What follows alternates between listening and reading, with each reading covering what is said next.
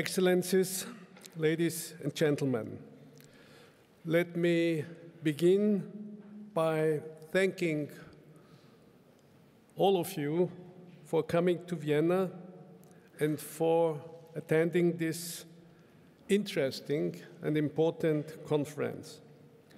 Special thanks goes to you, Professor President Montbrial, President of the World Policy Conference, not only for your introduction and for your contribution, but also for the idea to hold this fourth session of this conference in Vienna, a traditional venue for international meetings and for constructive dialogue.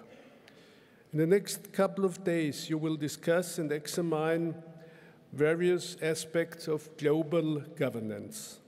I welcome this because today nothing can be really addressed anymore in an isolated way. Our global agenda is, however, not only international, but also interdisciplinary and encompassing all levels of governance. In my view, there are two core challenges on our global agenda. One is related to the needed development of our institutional framework and of the decision-making process at all levels. The other deals with the new societal dimension of our response. Distinguished guests, ladies and gentlemen, I think we have all become aware that the traditional Westphalian system of sovereign states, we touched this during the luncheon, has begun to be partially replaced by new patterns of interstate and non-state interaction and information flows. Sovereign state rights have become relativized with a growing spectrum of decision-making transferred to international structures and transnational processes. Relating to this withering away of the state spectrum of responsibility is the emergence of non-state actors who increasingly shape our patterns of interaction, objective for joint action and their implementation. Governments still have to carry the burden of political public responsibility.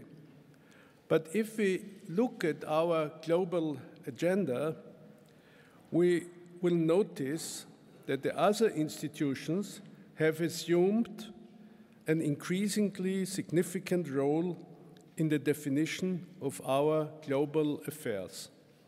The emergence of new actors and partners has been the profound change in global policy processes.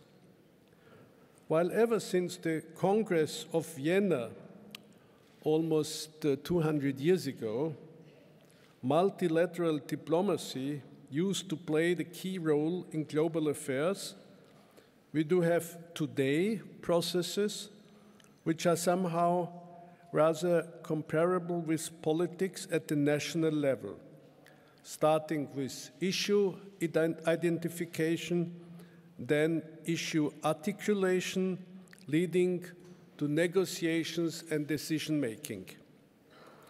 And the different partners in global governance assume different roles in these processes of global politics. It's interesting to note that today many issues are identified by civil society and by academic institutions.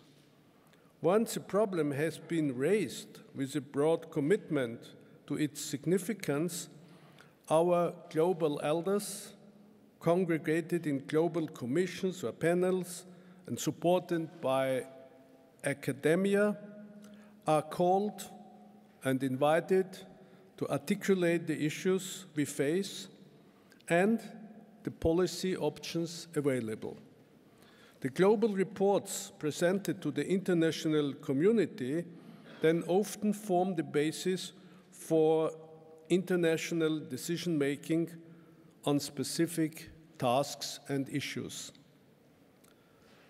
Excellencies, dear colleagues, civil society today also plays a very important role as bearer of values.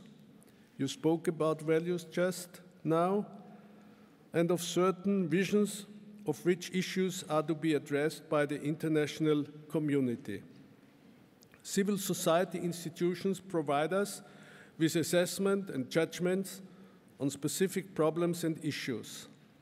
Academia, in turn, has become the indispensable provider of knowledge and understanding of our increasingly complex and interrelated agenda. The private sector has understood the fundamental infrastructural significance of international issues and is today a partner in the pursuit of global issues. Parliamentarians are the fundamental bridge between the global agenda and national politics, interests, and priorities. The question is, how can we realize a coordinated and complementary process of global governance with so many different actors, interests, visions, and capacities?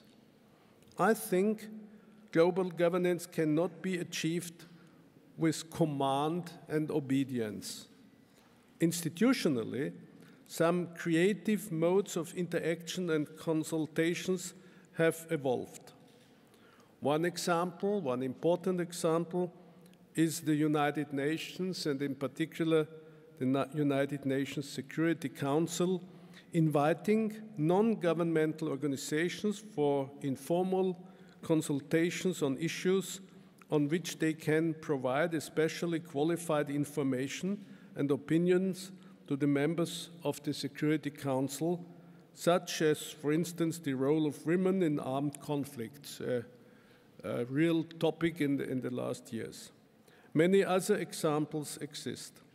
Yet, the challenge is in the political implementation process at the various levels and with regard to the different sectors of governance: peace and security, economy and social development, environmental sustainability, climate change, etc.